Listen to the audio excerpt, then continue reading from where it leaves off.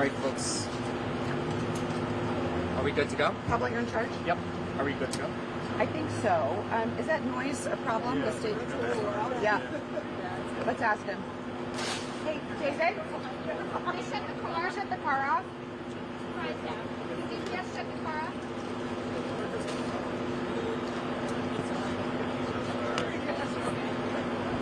You're buying fries to replace this. I mean, it does smell good. All right. So, folks, we are going to get started now. We'll start with Univision. So in your last days visiting the southern border, what has been some of the things that you've noticed the most when it comes to the community and the migrants or the people asking for asylum? Well, first of all, I just want to say how grateful I am that Senator Lankford has made yet another visit down to the southern border in Arizona, and specifically to come here to Nogales and see what the Tucson sector is experiencing. We've had a really good trip over the last 2 days, learning from folks on the ground about what's working, and more importantly and more frequently, what's not working. So we both have a lot of observations I think we want to share today, but one thing that I'll mention is how struck I was by seeing our Border Patrol agents who are spending the majority of their time processing asylum seekers and migrants and spending very little time actually out in the field looking for individuals who are seeking to enter the country unlawfully or interdicting the trafficking of drugs. Now, one thing we know about the Tucson sector is that this is the only sector of the U.S.-Mexico border where more drugs, fentanyl in particular, are interdicted outside of the ports of entry than at the ports of entry. So we know that massive amounts of drugs are coming through between our ports of entry. And what we learned today is that our Border Patrol agents don't have the manpower to actually go and catch the movement of that drugs effectively because their resources are being pulled away to do processing for applications for asylum, which, to be clear, is not their mission and not their job. So I'm concerned about what that means for our entire country, with the almost unfettered flow of drugs into our country, along with smugglers who are seeking to evade detection and do who knows what bad things in our country when they arrive. So that's one thing we've learned today. Yeah, I've been down the border multiple times in multiple different areas in different states as well, to be able to determine what's actually happening in that location, what's changed since the last time. Obviously, we're all looking for legislative solutions and trying to be able to form bipartisan coalitions to be able to actually address the long-term issue. This time it really struck me how many times the Border Patrol agents over the last 2 days have said to me the population has significantly changed of who's coming over the border. Fewer Spanish speakers, more people from the Middle East, from Pakistan. They just interdicted someone from Russia. They're interdicting more people on the terror watch list. They're identifying more individuals that they come across have a longer criminal record. The population is dramatically changing here coming across the border in this particular area, and they're more and more concerned about the national security risk. And for most every country that they're dealing with as they're coming across, we don't have criminal records coming from that country. Some of the Latin American countries we have criminal record exchanges from, but when we're talking about individuals coming from Russia, we know almost nothing about those individuals, whether they're here for asylum seeking or whether they're here to be able to do us harm.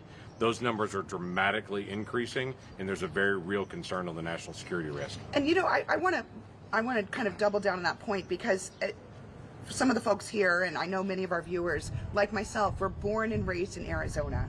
So we've been used to immigration issues our entire lives. We've seen a broken border. We've seen the federal government not manage this effectively. But what's different about now than from when we were growing up is the nature of who's coming into the country. It is radically different than it used to be.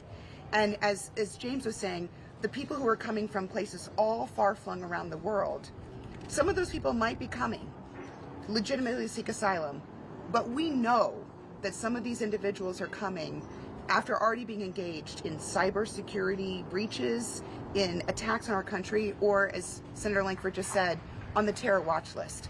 So it's a radically different kind of movement across the border than it was when you and I were growing up. Arizona Republic. Senator Sinema, can you give me your thoughts on the line of people, about 100 people right now, just outside of the Kyrsten port of entry? Were you able to see the line of people just waiting to be processed? Can you tell me what you think of it? So this morning, Senator Lankford and I actually toured the Kyrsten port of entry, and we met with our Customs and Border Protection agents who are spending their time, including overtime, processing asylum applicants day in and day out. A couple things to note. This port of entry is using the new app, the CBP One app, which creates a more orderly process. That's helpful. It is safer for those migrants and it's safer for our agents. However, it doesn't mean that the line of people has gotten smaller. So while we noted yesterday that the big scrum that came in right around the end of Title 42 is down to a lower number, the length of that list has not changed. There's still hundreds of thousands of folks in Mexico waiting to come in. And this makes sense from a cartel perspective, right? The criminal cartels want to bring in a manageable number of people every single day so that the border protection agents are busy all day long processing these applications. And again, just a number of hours and then days processing them and then releasing them into the country. But because they're spending all of their time doing that, no time is being spent looking for the bad guys out in the wilderness. So that's something that we saw with those lines today. We actually saw the agents who were spending every moment of their shift processing these individuals. As Senator Lankford mentioned, for most of these individuals, we don't know what their criminal background is. And so many of these folks are being released into the interior, and we don't know if these are good guys or bad guys. That's one of the challenges that we're facing, and it's something that we heard as a stress point for the agents that we talked with today. All right, we're going to go with KLD. Yes. You mentioned that a lot of the agents, they're spending time processing and helping them out as opposed to being out in the field. In your talks with them, are there any other concerns that they have raised apart from not being out in the field? Yeah, let me tell you an example of what we heard today.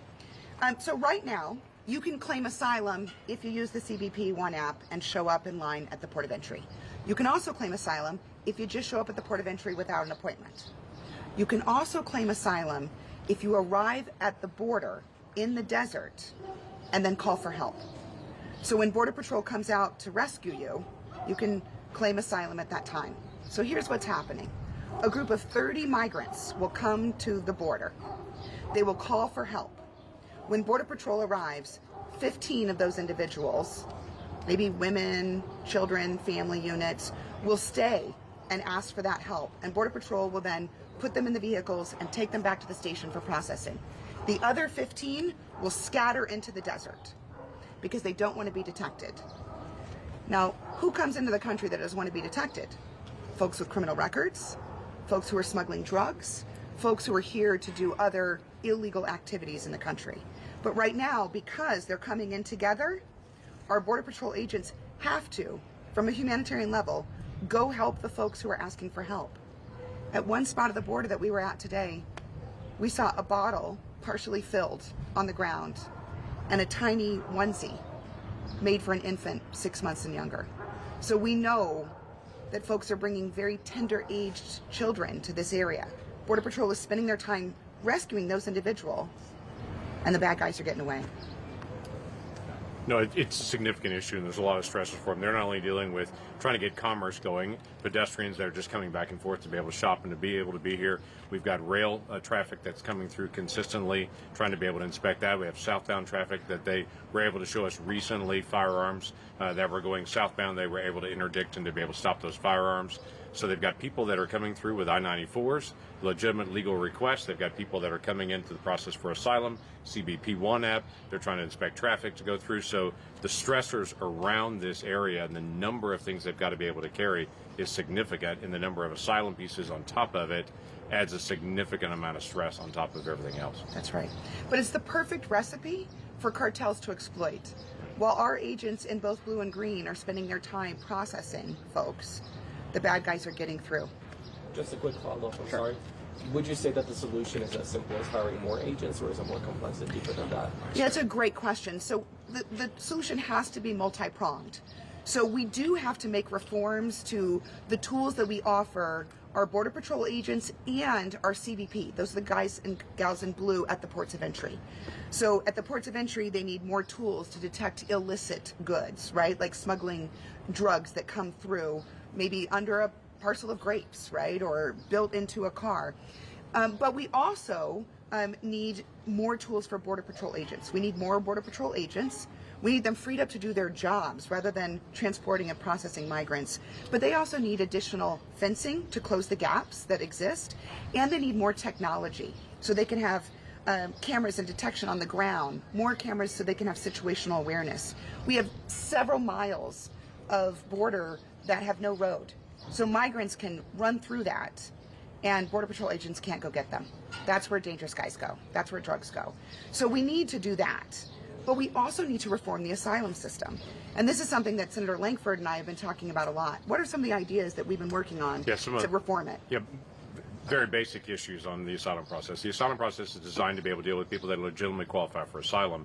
We have a very high percentage of folks that request asylum that in the years now of backlog, when they get to that spot and actually get to the court hearing, actually find out they don't qualify for it. If they show up to their hearing. If they show up for their hearing at all. So the challenge is we've got to have a faster screening process, a higher threshold of what it actually means to get asylum, so that we can get legitimate asylum seekers into the country faster, and people that are just trying to be able to use a loophole into the system to be able to get into the country and not do the legal process. We've got to tell them, hey, there is a legal way to be able to come into the country. We want you to do those legal processes, not try to be able to skirt around it. So right now the asylum piece is a very significant part about this, getting clear definitions, who qualifies, who does not qualify, and actually getting their hearings faster. We've also got to have some sort of system that provides accountability. So if someone comes in between a port of entry, we should be able to say, no, that's not how you claim asylum, right? And if you want to claim asylum, here are the appropriate ways to do it. But right now there's no consequence for not following the rules or following the process. And so that's Congress's job. So we've identified 2 areas that Congress should take action in order to address this. But we can't just do one or the other, right? We've got to do them both together. All right, Kagan.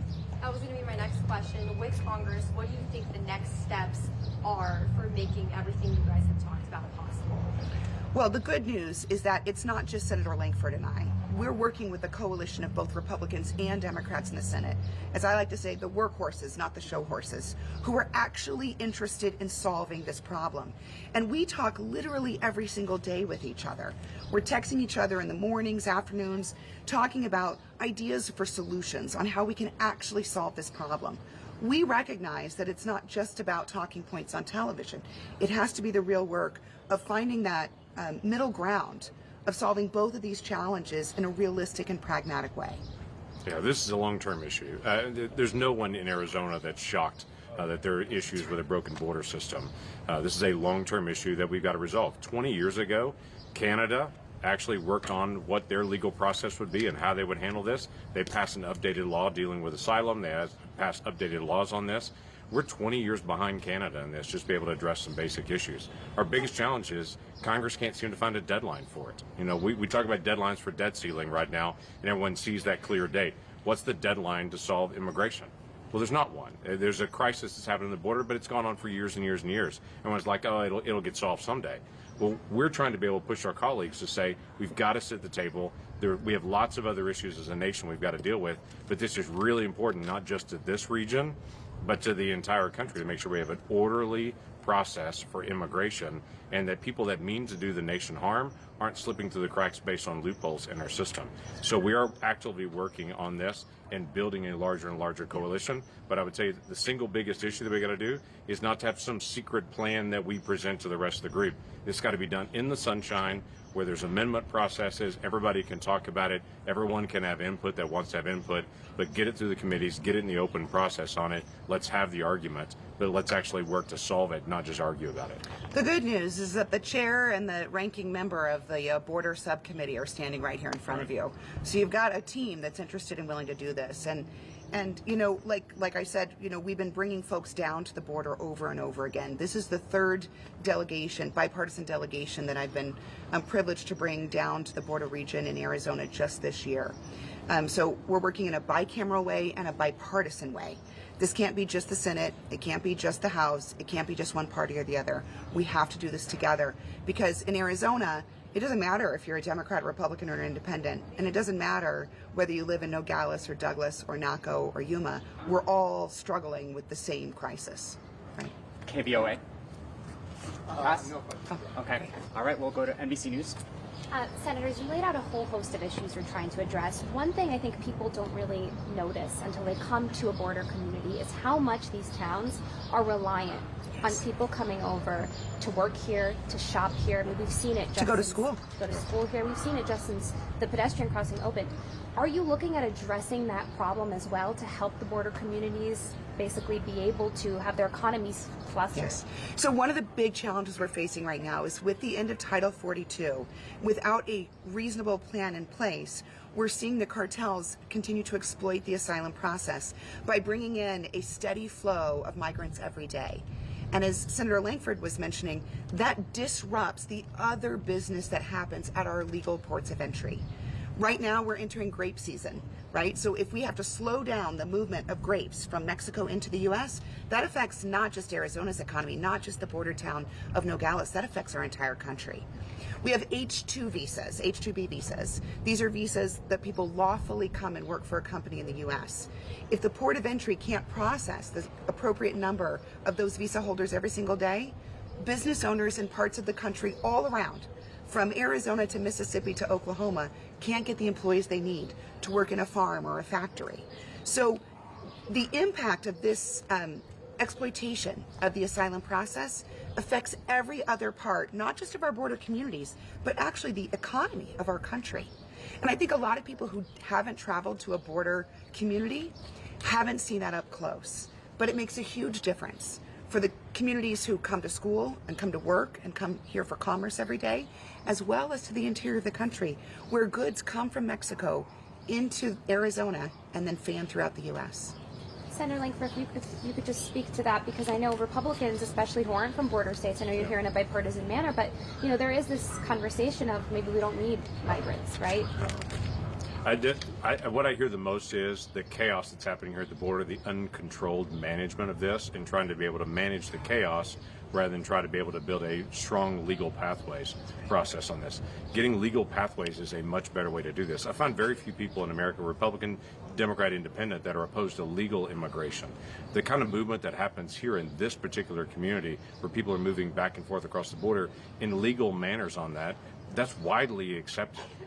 What people get really frustrated with is when there's unchecked illegal immigration, when we have individuals moving into the country that we literally don't know their background, we don't know where they're headed, we don't know who they're connected to, and we don't know if they're fleeing poverty or if they're fleeing justice from their home countries, especially now with the dramatic increase in the number of people that are non-Spanish speakers that are coming across our borders from Russia, from Pakistan, from Mauritania, from other areas of West Africa, from all these different regions where we haven't had folks before. There's not a language connection here, and we don't know what the connection is and where they're coming from. Or an individual coming from Russia, we have no idea what their legal background is, or if they're here to do us harm, or if they're here to try to seek a job. We don't know.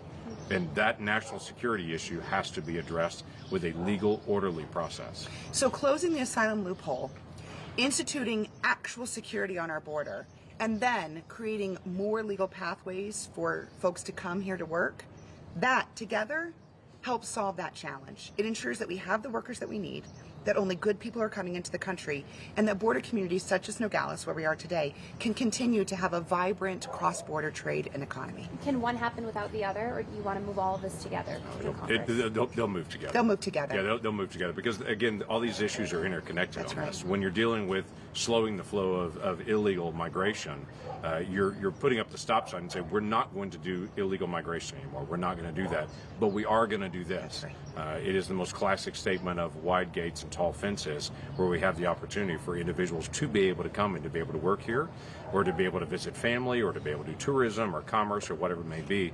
But we also are vetting individuals. There's so many people that I talk to that say, well, these folks have all been checked. The folks that are coming across the border, they've all been checked. What they don't know is actually they've just been fingerprinted. We don't have any criminal records from where they're coming from. We have no idea their criminal background in any way there. No one's really been vetted other than are they on their terror watch list.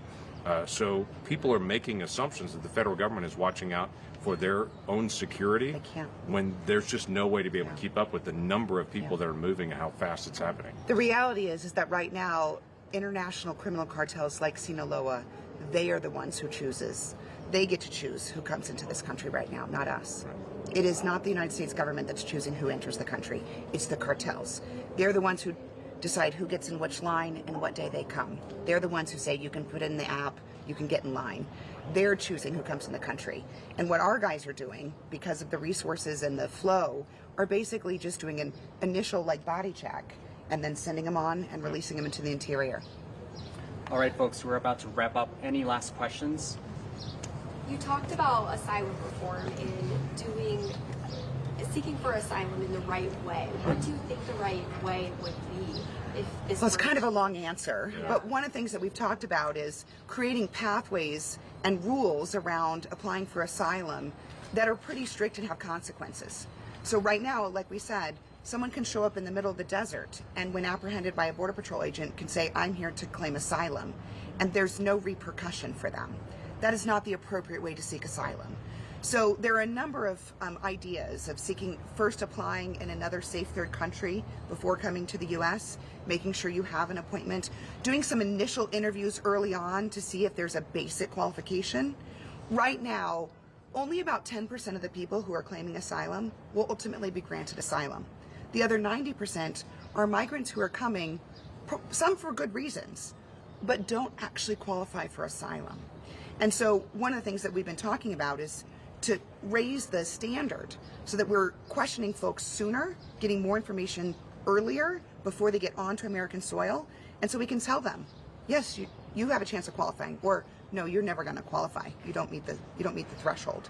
Those are some things that we can do to actually help reduce the flow and send a consequence regime so the cartels know that they can no longer use this as their money-making scheme. And again, this is not a radical concept. In Europe, in Canada, multiple places, they deal with asylum issues and trying to be able to get clearer definitions of asylum. We're just looking to be able to get clear definitions so that everyone knows who does qualify, who does not qualify. People are coming from literally Uzbekistan. Last time I was in Yuma, there were more people from Uzbekistan that had crossed that week than there was from El Salvador that week. That was in January. Yeah, and so they literally flying to 7 different countries to be able to travel to be able to get here and then claim asylum. We asked the first question, why here? If you travel into Canada, if they say, did you come to the United States, did you request asylum there first? And you say no, they would say that you don't qualify in that. You can't just pick and choose on this. People may want to come to the United States. It's the greatest country in the world. I understand why the people want to be able to come. But we need to create legal pathways to be able to do that and not just have exceptions to the rule that you can work around. That's right. The big challenge right now is that because there is no consequence regime, there are no consequences for coming in either through the app and lining up or through the border regions. Folks who have no chance of getting asylum are just coming in and then disappearing into the interior of the country. That's dangerous for national security. It's also not fair to those individuals because they will not have a path to citizenship in the future, right? So the changes that we want to make are about creating a legal and orderly pathway for those who will qualify. And then for those who don't, letting them know before they make the trek to the U.S. that this is not a path for them. Thanks all. Thank you guys. We're good. Thank you. Thank you so much. Thanks. Senators.